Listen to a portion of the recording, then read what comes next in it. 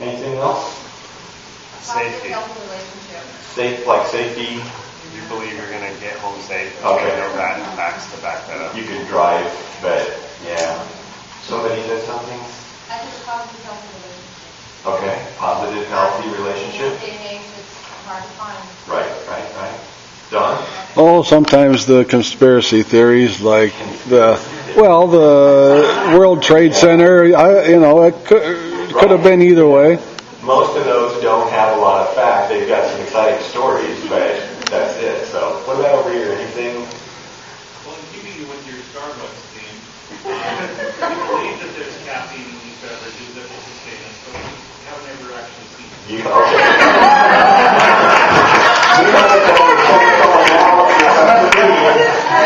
Yeah, but if you get hyper, Excellent, that's excellent, because I'm going to use a little illustration later that's just perfect. So you think in that thought.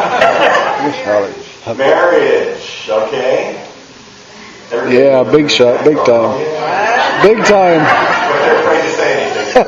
Yeah. I'm divorced, I can say it. Yeah. I had said speaking things into existence.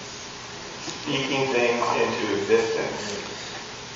Since you weren't there to see it, there's no fact? Is that where you're coming from? I remember I went to a positive thinking seminar, and they said when you speak your life into existence, it starts to become reality. Boy, that sounds like New Age. Yeah. What else? Yeah. By beholding, we become. Amen. Okay. How wonderful and awesome is that? Okay. You have to have faith Right. to even accept that. Right. Nobody mentioned Albert Einstein. I'm shocked. Yeah, actually. But, Albert, he came up with the theory of general relativity long before he had the proof. He was thinking that in his head, and then he had to get busy and prove it. And I kind of assumed that he probably was doodling around with numbers and had the proof and then told people, or maybe it happened at the same time, but not at all. Interesting.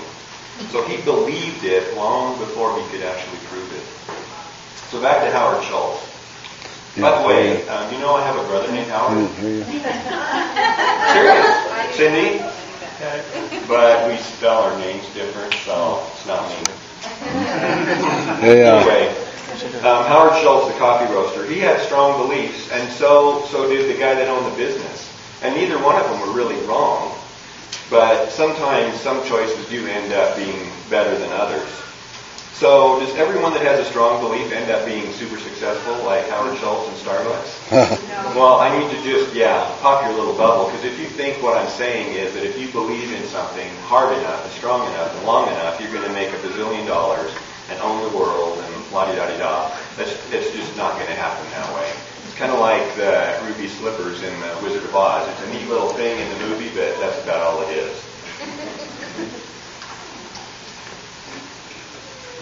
Well, what I've said so far probably sounds really good if you're a football coach or a leader of big business or something like that, but how does that help me with my relationship with Jesus?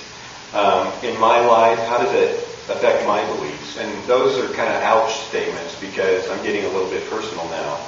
But I think it's important to do that, and I'm going to try not to step on your toes with anything I say, and I'm not going to try to step on my own either, so I'll try to be careful about that.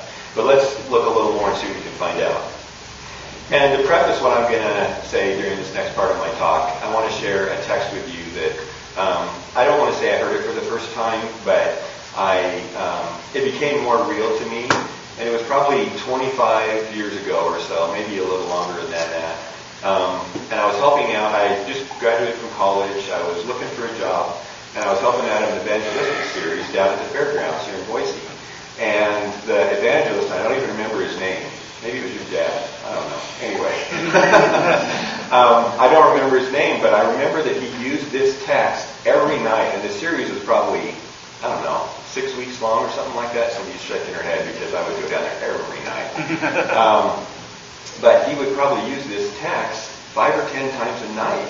And it was just to make a point, and you'll see exactly what I'm talking about. The text is Hebrews 13:8.